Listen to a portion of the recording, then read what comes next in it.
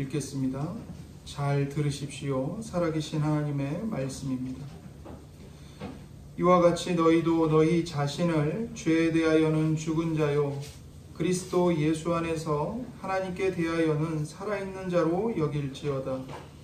그러므로 너희는 죄가 너희 죽을 몸을 지배하지 못하게 하여 몸의 사욕에 순종하지 말고, 또한 너희 지체를 불의의 무기로 죄에게 내주지 말고, 오직 너희 자신을 죽은 자 가운데서 다시 살아난 자 같이 하나님께 드리며 너희 지체를 의의 무기로 하나님께 드리라. 죄가 너희를 주장하지 못하리니 이는 너희가 법 아래에 있지 아니하고 은혜 아래에 있음이라. 아멘. 이는 살아계신 하나님의 말씀입니다. 오늘도 우리에게 말씀하시는 하나님께 감사합니다.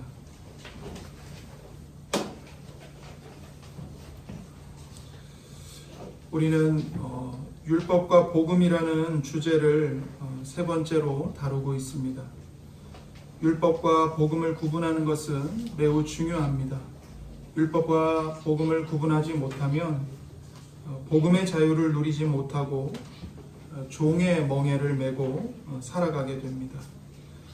복음이 주는 기쁨은 고갈될 수밖에 없고, 율법이 주는 멍에가, 즉 부담이 성도들의 삶을 채우게 되는 것이죠. 그래서 우리가 이 말씀을 통해서 성령님께서 우리에게 복음이 이것이구나 깨닫게 하시는 은혜를 주시기를 소망합니다. 우리가 지난주에 말씀을 상고한 것처럼 신자는 어떤 사람입니까? 신자는 예수님의 죽으심과 함께 죄에 대하여 죽은 자이고, 예수님의 살아계심과 함께 하나님께 대하여 살아있는 사람입니다. 그래서 로마서 6장 11절에 보시면 이와 같이 너희도 너희 자신을 죄에 대하여는 죽은 자요 그리스도 예수 안에서 하나님께 대하여는 살아있는 자로 여길지어다. 이것이 바로 신자의 정체성입니다. 죄에 대하여는 죽은 자요 그리스도 예수 안에서 하나님께 대하여는 살아있는 자다. 그래서 신자는 언제나 자신을 이런 존재로 여겨야 합니다.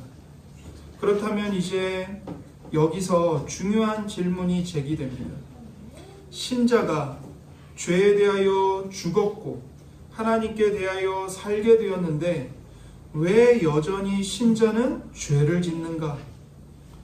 더 이상 법 아래 있지 않고 은혜 아래 있기 때문에 죄가 주장할 수 없게 되었는데 왜 신자가 죄를 짓는가? 만약 신자의 정체성이 이 성경 말씀대로라면 신자는 죄를 지을 수 없어야 하는 것 아닌가? 이 중요한 질문이 제기되는 것이죠. 이것이 오늘 우리가 다룰 주제입니다. 죄송합니다.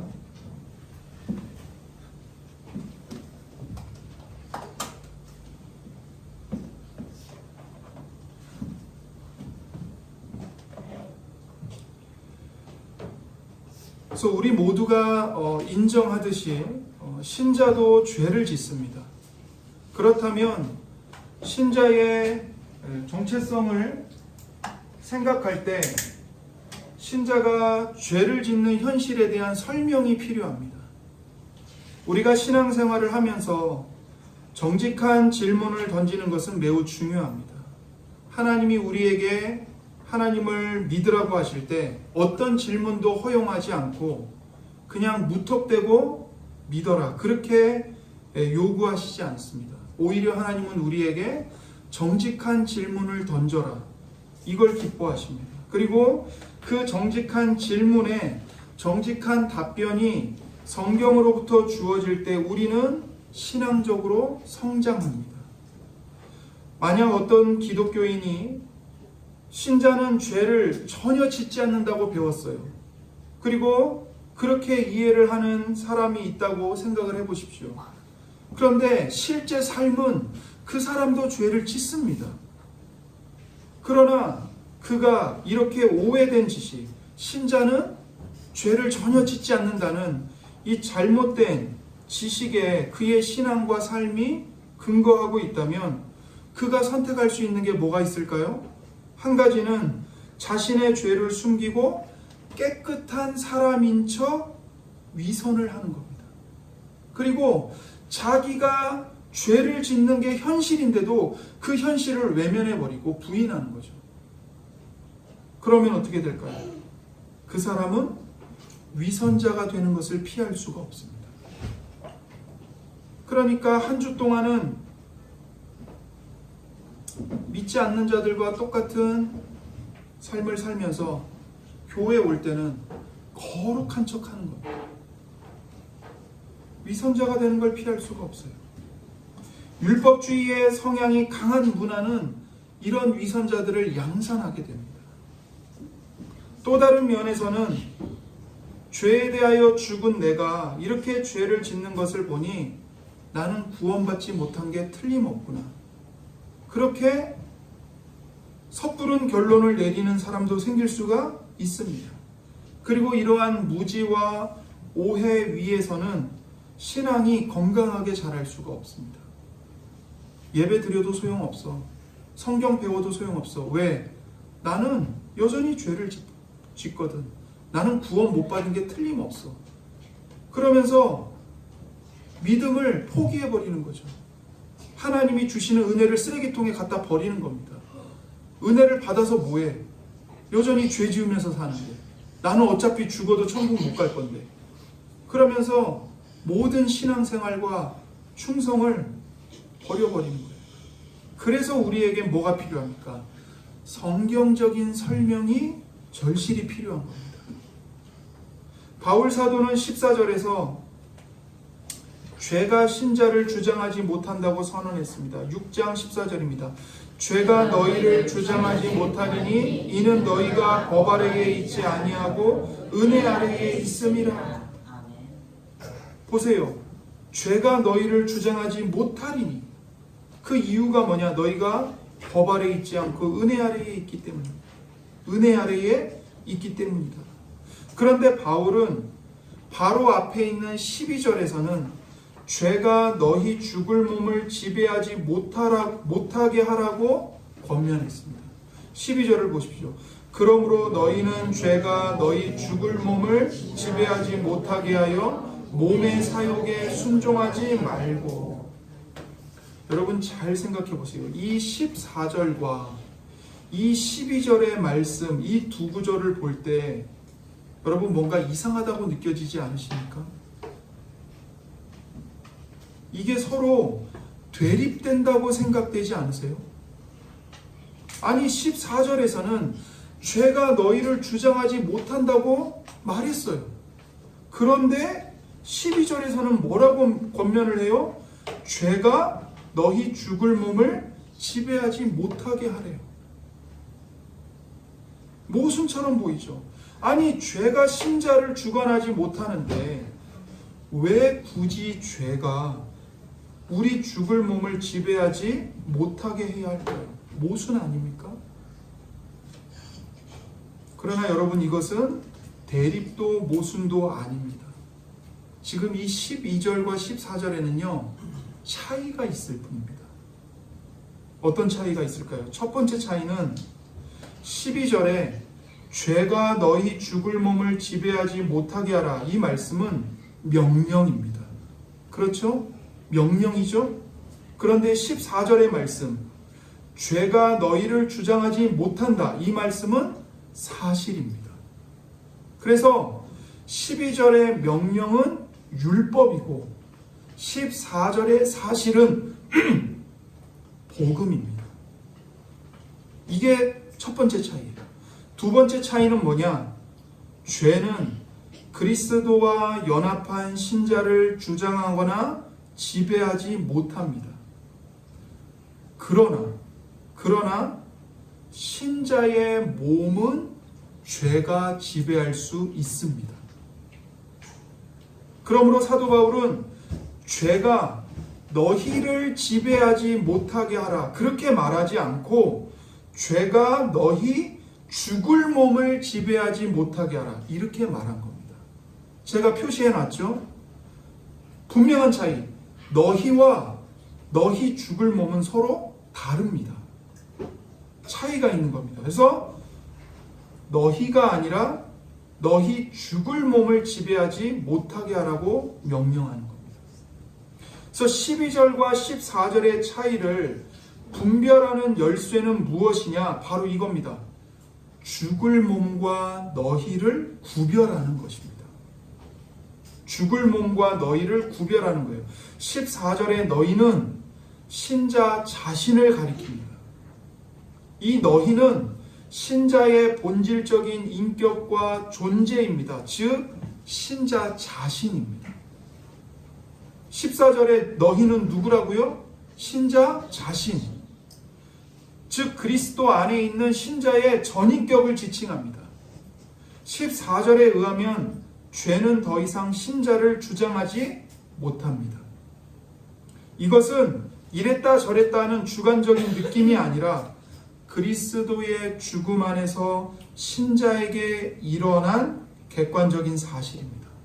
내가 못 느껴도 실제로 일어난 사실입니다. 틀림없는 사실입니다. 신자는 믿음으로 그리스도와 연합한 사람입니다.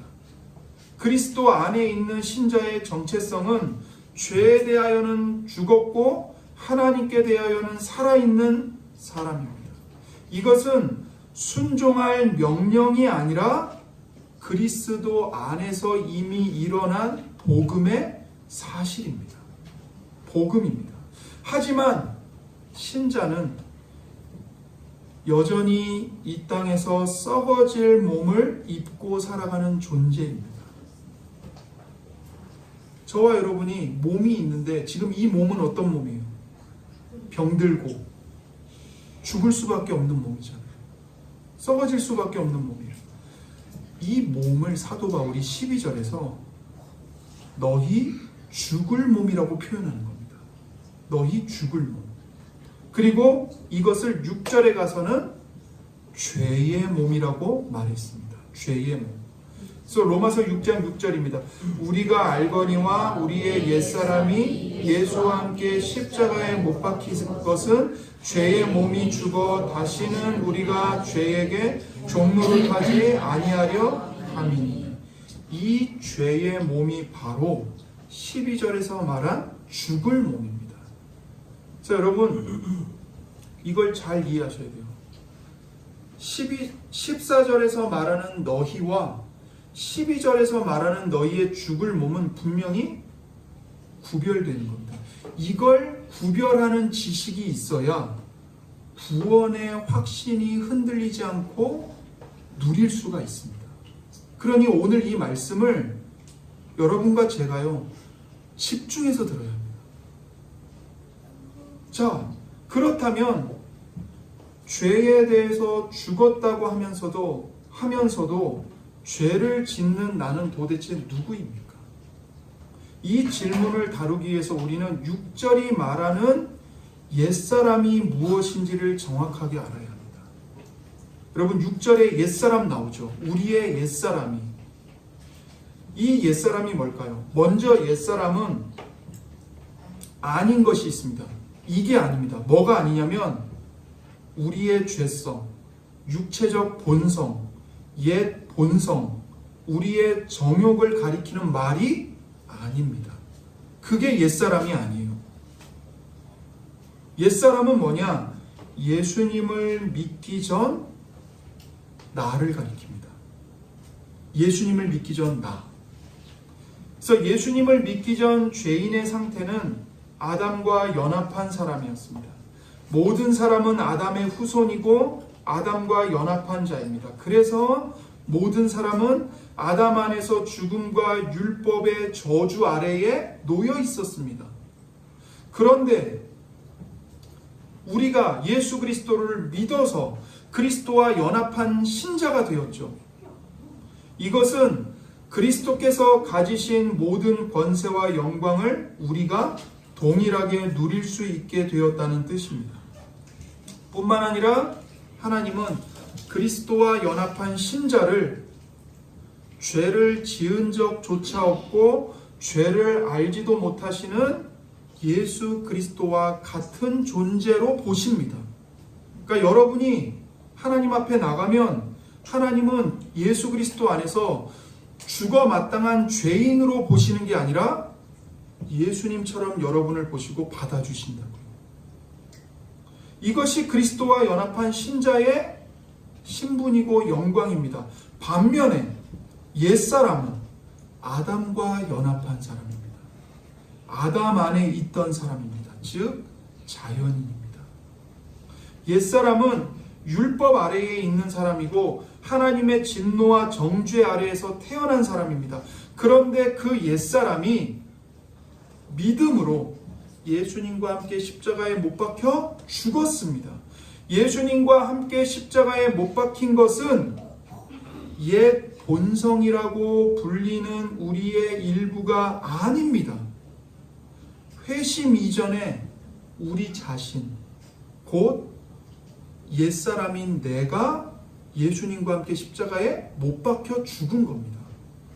다시 말해서 옛사람은 회심 이전에 아담과 연합했던 나 자신, 율법 아래 있던 우리 자신입니다. 이게 옛사람이에요. 여러분, 약 2000년 전에 예수님이 골고다 언덕의 십자가에서 못 박혀 죽으셨잖아요.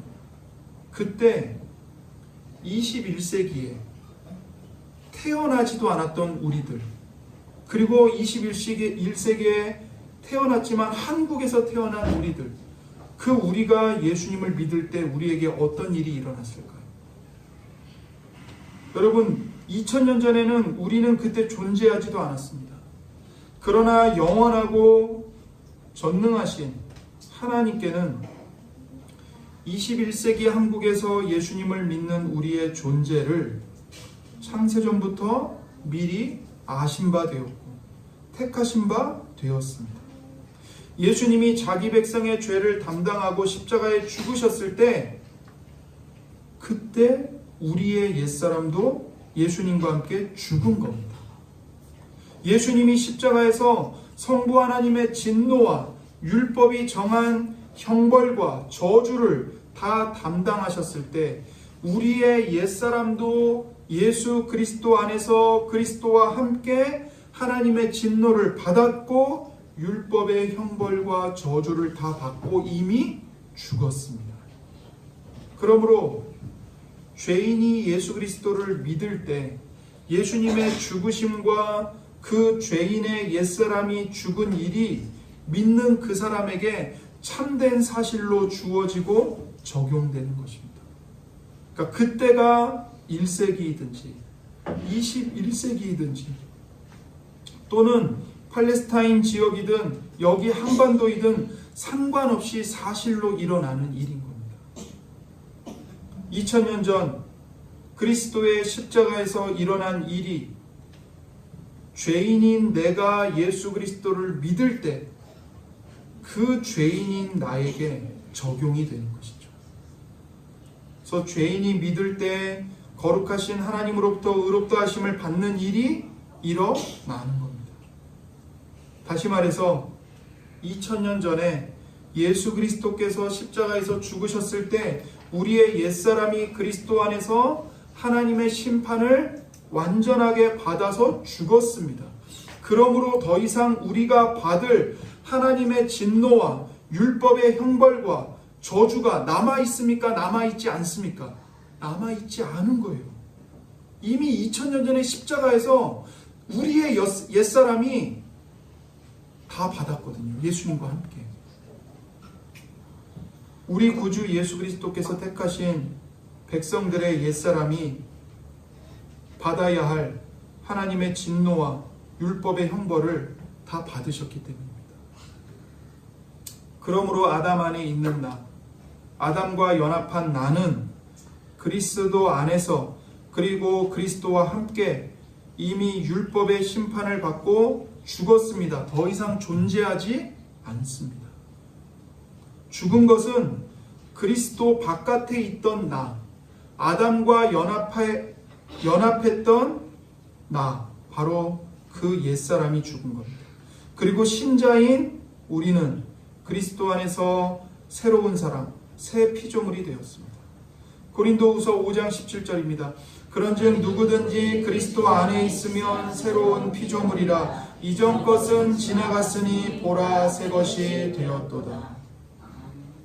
나의 옛사람은 이미 죽었습니다. 나의 옛사람에 대한 하나님의 진노가 남김없이 그리스도께 부어졌고 우리는 그리스도와 함께 다시 살아나 새 사람이 되었습니다. 내가 한 일이 아무것도 없습니다. 하나님이 그리스도 안에서 다 이루셨습니다. 이것이 복음입니다. 그렇다면 신자, 새 사람, 새 피조물은 그리스도 안에 있는 나 자신인 겁니다. 그리스도와 연합한 나입니다. 새 사람은 죄에 대하여 완전히 죽었고 이미 하늘 보좌에 앉은 존재이기 때문에 아담 안에 있을 때처럼 죄가 더 이상 왕노릇하고 다스릴 수 있는 존재가 아닙니다. 이것이 로마서 6장 14절 죄가 너희를 주장하지 못한다라는 말의 의미입니다. 새 사람은 그리스도 안에서의 나, 그리스도와 연합한 나이기 때문에 더 이상 죄가 나를 주장할 수 없습니다. 그러나 신자가 왜 죄를 짓는가에 대한 문제는 여전히 해결되지 않았죠. 오히려 의문이 가중됩니다. 우리의 옛사람이 그리스도와 함께 죽었다면 더더욱 그리스도와 연합한 새 사람으로서 신자는 죄를 짓지 않아야 하는데 왜 죄를 짓는 것일까요? 그 문제의 핵심은 죄의 몸입니다. 죄의 몸. 바울 사도는 로마서 6장 6절에서 옛사람이 죽은 목적이 무엇인지 말합니다. 옛사람이 왜 죽었는가? 죽은 목적이 뭔가? 죄의 몸도 죽어서 신자가 더 이상 죄의 지배를 받지 못하게 하려는 것이라고 말했습니다. 여기서 이 죄의 몸, 존 스토트는 이 죄의 몸에 대해 이렇게 설명했습니다. 죄의 지배를 받으며 죄에 의해 제한되고 통제받는 우리의 몸이다. 이게 죄의 몸이라는 거예요. 마틴 로이드 존스는 이 죄의 몸을 이렇게 설명했습니다. 현재 몸을 입고 살아가는 우리 안에 거하는 죄다. 이렇게 설명했어요. 그러니까 죄의 몸은 옛사람과는 다른 개념입니다. 신자의 존재는 완전히 죄로부터 구원을 받았습니다. 그런데 이 땅에 사는 동안 신자는 죄와 타락의 영향에서 완전히 자유롭지 못한 죄의 몸을 입고 살아갑니다. 죽을 몸을 입고 살아가는 겁니다. 이것이 죄에 대하여 죽은 신자가 죄를 짓는 이유에 대한 성경의 설명입니다. 이것을 존 스토트는 다음과 같이 잘 묘사했습니다. 잘 들어보세요. 죄는 우리의 자연적 본능을 왜곡시키고 졸림을 게으름으로, 배고픔을 탐욕으로, 성적 욕구를 유욕으로 격화시켜서 우리의 몸을 악한 목적을 위해 이용하게 한다. 죄가 우리의 죽을 몸을 이렇게 변질시킨다는 거예요. 그러니까 우리 몸 안에 자연적 본능이 있죠. 이 자연적 본능은 누가 주신 거예요? 하나님이 주신 거예요. 그러니까 우리가 배고픔을 느끼는 거 전혀 죄가 아니에요. 자연스러운 거예요. 성적인 욕구를 느끼는 거 전혀 죄가 아니에요. 자연스러운 거예요. 몸이 피곤하면 자고 싶어요. 자연스러운 거예요. 근데 문제는 뭐예요?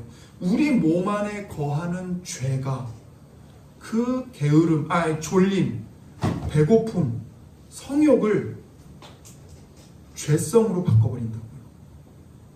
게으름으로, 탐욕으로, 유욕으로 바꿔버린다고요.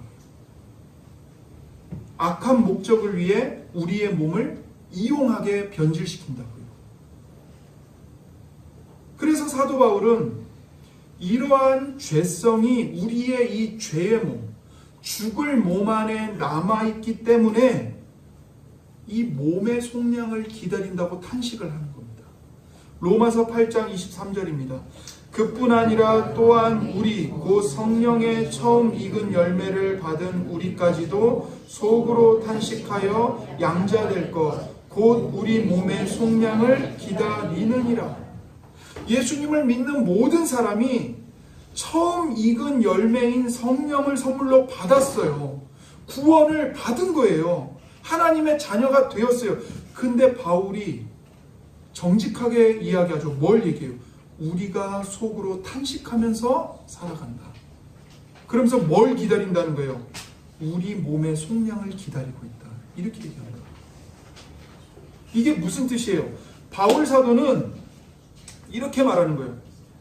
영혼은 구원을 받았지만 몸은 아직 죄와 타락의 영향에서 완전히 구속되지 못했기 때문에 몸의 속량을, 몸의 구속을 탄식하며 기다린다고 말하는 겁니다.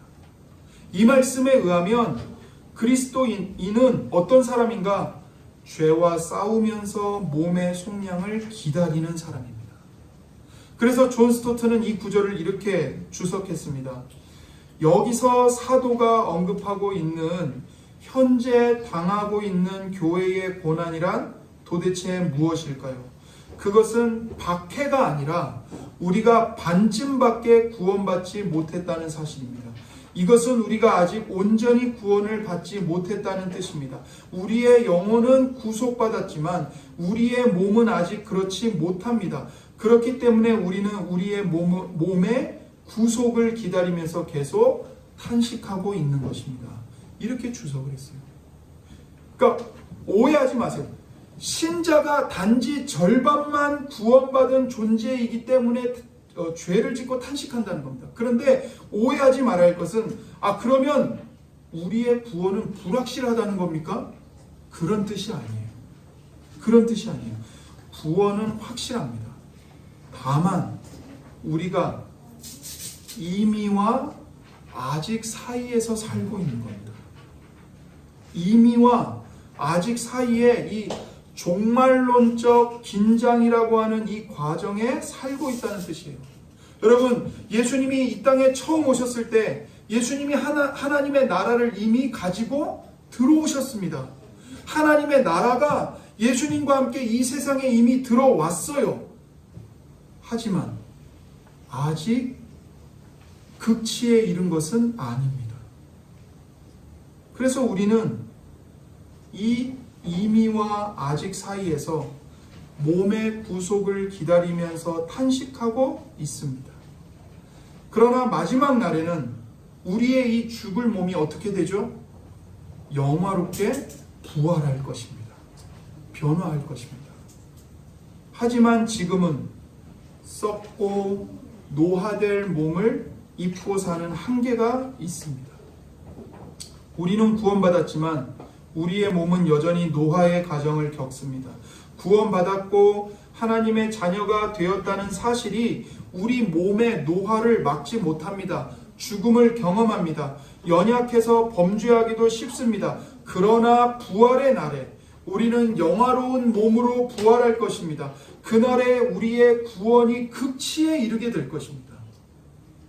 바울 사도가 몸의 속량을 기다리면서 탄식한 것은 바로 이런 맥락에서 한 고백입니다.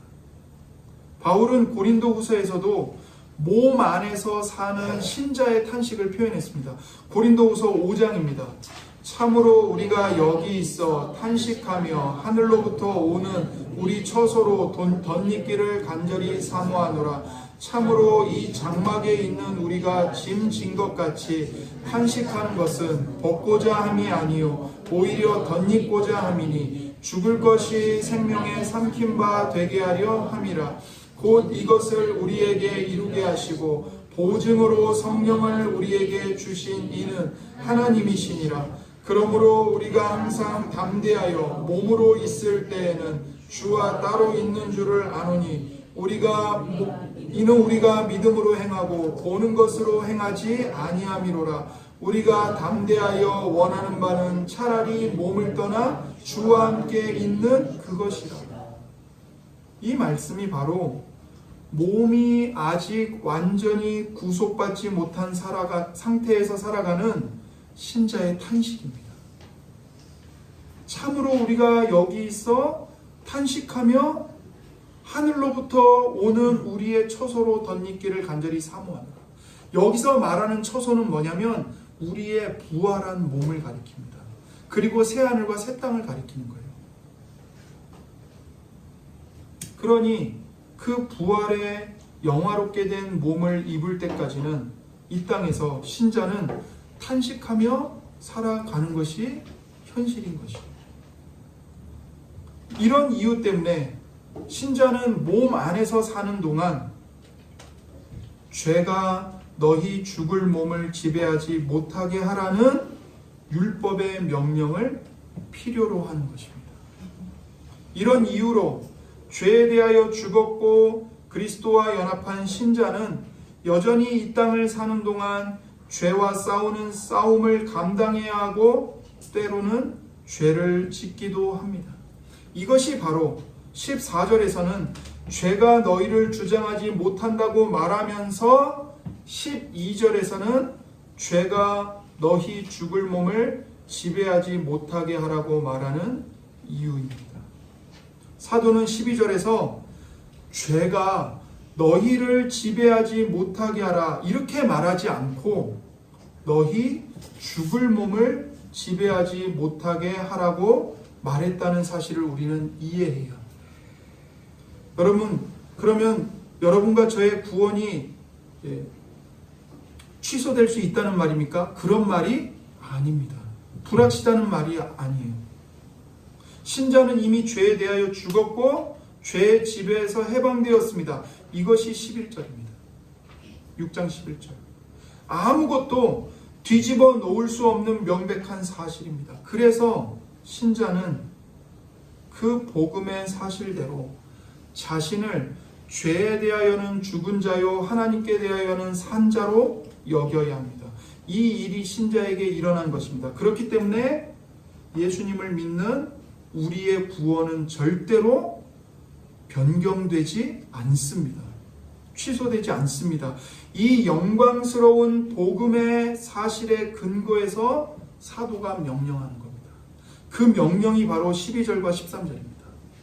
그러므로 너희는 죄가 너희 죽을 몸을 지배하지 못하게 하여 몸의 사욕에 순종하지 말고 또한 너희 지체를 불의의 무기로 죄에게 내주지 말고 오직 너희 자신을 죽은 자 가운데서 다시 살아난 자 같이 하나님께 드리며 너희 지체를 의의 무기로 하나님께 드리라. 이 명령을 합니다.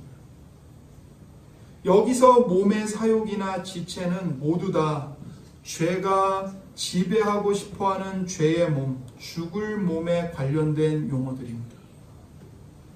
여기서 중요한 게 있어요. 뭐냐면 복음의 사실과 율법의 명령의 순서입니다.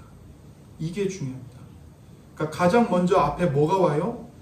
복음의 사실이 먼저 와요. 그런 다음에 율법의 명령이 우리에게 주어지는 거예요. 우리가 이 복음의 사실을 믿지 못할 때 죄가 자신의 죽을 몸을 지배하도록 허락하는 겁니다. 이것을 명확하게 알아야 합니다. 만일 신자가 죄를 짓느냐 안 짓느냐를 전적으로 자신의 노력에 달린 것으로 이해한다면 그는 계속해서 좌절할 수밖에 없습니다. 절망할 수밖에 없습니다. 그리고 그 죄의 문제를 복음적으로 해결할 수가 없습니다. 신약 성경이 신자에게 12절과 13절과 같은 명령을 주는 것은 언제나 복음의 사실에 따라오는 명령이라는 것을 아는 게 중요합니다.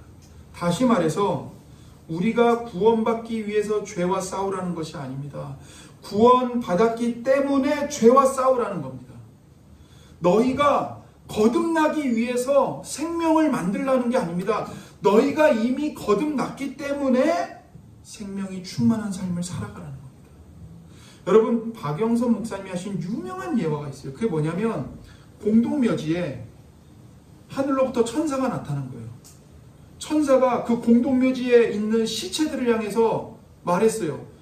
얘들아, 너희가 일어나서 저 앞에 있는 전봇대를 찍고 내 앞까지 오면 내가 너희들 다 살려줄게. 여러분 생각해 보세요. 시체가 살아난 시점이 언제일까요? 천사가 나타났을 때 시체가 살아났을까요? 아니면 천사가 말을 했을 때 시체가 살아났을까요? 아니면 시체가 천사의 말을 듣고 전봇대를 찍었을 때 시체가 살아났을까요? 아니면 시체가 전봇대를 찍고 천사 앞에 왔을 때 살아났을까요? 시체가 언제 살아났을까요? 언제 살아났을 것 같아요? 정답은 뭔지 아세요? 죽은 시체는 천사의 말을 들을 수 없다는 겁니다. 없어요. 천사가 아니라 누가 와서 아무리 무덤에다 대고 너희가 저기까지 갔다가 내 앞에 오면 살려줄게 아무리 외쳐도요, 시체는 절대로 살아날 수가 없어요. 들을 수가 없어요. 우리가 예수 그리스도 밖에 있을 때 이미 그런 자들이었다고요. 죄와 허물로 이미 죽었다고요. 그런데 지금 바울이 너희 죽을 몸에 죄가 지배하지 못하도록 막아라, 이 말을 하는 건 무슨 뜻인 거예요? 우리 모두가 예수 그리스도 안에서 새 생명으로 살아난 사람들이라는 뜻인 거예요. 그렇기 때문에 이 명령을 우리에게 하고 있는 거예요. 그리스도께서 죽으신 목적이 다시는 죄가 우리 죽을 몸도 지배하지 못하게 하기 위함입니다. 그런데 우리가 어떻게 은혜를 더하게 하려고 죄를 짓는다는 생각을 할 수 있겠습니까? 우리가 죄로부터 완전히 자유함을 얻게 하시려고, 우리의 죄의 몸을 완전히 멸하시려고 예수님이 십자가에서 죽으셨는데, 그 은혜를 입은 신자가 어떻게 죄 가운데 거할 수 있겠는가? 이 말입니다. 그럴 수 없다는 거예요. 신자의 옛사람은 예수와 함께 이미 죽었습니다. 신자는 죄가 전과 같이 지배할 수 있는 대상이 아닙니다. 그래서 죄는 신자의 죽을 몸을 지배하려고 안간힘을 쓰는 겁니다. 그렇기 때문에 바울 사도가 12절과 13절에서 그것을 절대로 허용하지 말라고 말하는 것입니다. 죄에 대하여 죽은 신자가 죄를 짓는 이유를 알았다면 이제 문제는, 그러면 우리가 죄를 지었을 때 어떻게 해야 합니까? 이것이죠. 그 지은 죄로 말미암아 구원이 취소되지는 않습니다. 그러므로 죄를 범했을 때 그 일로 말미암아 우리가 지나친 절망과 영적 낙심으로 가는 것은 바람직하지 않습니다. 신자의 죄는 하나님의 마음을 상하게 하는 것이기 때문에 죄를 지었을 때 우리는 마땅히 가슴을 찢으면서 통회하는 마음으로 회개해야 합니다. 우리의 심령이 산산이 부서져야 합니다. 하지만 이 회개는 언제나 복음적인 회개여야 합니다. 단지 좌절과 자기 연민 같은 패배주의로 미끄러져 내려가는 율법적인 회개가 아닙니다. 죄로 인해 받을 벌을 면하기 위해서 하는 공로적인 회개도 아닙니다. 하나님의 자비하심과 그리스도의 피로도 해결할 수 없는 죄인 양 스스로 끝없이 비참해지는 것도 아닙니다. 하나님의 무한히 자비하신 은혜와 예수 그리스도의 피 흘려 죽으심이 나의 추악하고 더러운 죄를 능히 사한다는 사실을 알고 복음의 은혜를 상기하고 복음으로 돌아가는 것입니다. 이런 복음적인 회개는 언제나 그 끝이 달콤합니다. 새 사람인 나는 하나님 앞에서 영광스럽고 흠없는 존재이며 나의 옛사람이 그리스도와 함께 이미 십자가에 못 박혔다는 사실을 다시 생각하고 이 복음 위에 신앙을, 삶을 세워가야 하는 것입니다. 물론 마귀는 우리가 죄를 지을 때마다 우리를 구원받지 못한 자의 자리로 끌고 가려고 할 것입니다. 하지만 기억하십시오. 죄는 어떠한 죄라고 할지라도 그리스도와 연합한 새 사람의 구원에 일말의 영향도 미칠 수가 없습니다. 죄는 신자 안에 있지 않고 죽을 몸 안에 있다는 사실을 언제나 기억해야 합니다. 죄는 그리스도와 연합한 나를 지배할 수 없습니다. 이전에 내가 옛사람으로 있을 때에는 죄가 나를 지배하는 주인이었고 나는 죄의 노예로 살았습니다. 내가 생각하고 말하고 행동하는 모든 것이 다 하나님께 죄가 되었습니다. 그러나 이제 그리스도와 연합한 새 사람인 신자에게는 죄는 주인이 아니라 그저 자신을 귀찮게 하는 골치 아픈 존재에 불과할 뿐입니다. 그리스도 안에 있는 자에게 정죄함이 없습니다. 그 이유는 그가 이미 예수님과 함께 죽었고 예수님과 함께 살았으며 예수님과 함께 하늘에 앉은 자가 되었기 때문입니다. 이것은 절대로 변개될 수 없습니다. 비록 신자가 죽을 몸 안에 사는 동안 죄를 짓는다고 할지라도 말입니다. 여러분, 그러면 우리 몸 안에, 이 죽을 몸 안에 있는 죄는 어떻게 될까요? 여러분이 하나님의 섭리에 의해서 죽음을 겪잖아요. 그러면 우리의 몸이 썩어져서 흙으로 돌아가죠. 내 영혼이 하늘로 올라가고 내 몸이 죽어서 땅에 묻힐 때, 그때 내 몸 안에 있는 죄성도 죽어서 사라집니다. 죄가 끝장나는 겁니다. 그러니 우리의 육체의 죽음을요, 나쁜 것으로만 생각해서는 안 됩니다. 오히려 내 육체가 죽음을 겪음으로써 내 몸 안에 남아있는 이 죄성이 끝장나는 겁니다. 그리고 내 영혼은 나를 평생 괴롭혔던 이 죽을 몸 안에 남아있는 죄로부터 완전히 해방되는 거예요. 그리고 하늘나라에 올라가서 예수님과 함께 있다가 뭘 기다려요? 예수님이 재림하시는 그날 영화롭게 된 그 부활의 몸을 덧입기를 기다리고 있는 거죠. 그러니 예수님을 믿는 여러분과 제가 이 땅에서 그게 무슨 사고든 질병에 의한 것이든 수명이 다해서든 육체의 죽음을 겪는 것을요, 두려워할 일이 아닌 겁니다. 기뻐할 일인 겁니다. 드디어 해방이다. 드디어 자유다. 여러분, 군 복무를 하다가 군 제대하는 날이 다가오는데 그걸 보면서 두려워할 사람이 어디 있습니까? 다 기뻐하죠. 제대하는 그날을. 우리 육체의 죽음이 바로 우리가 제대하는 날인 겁니다.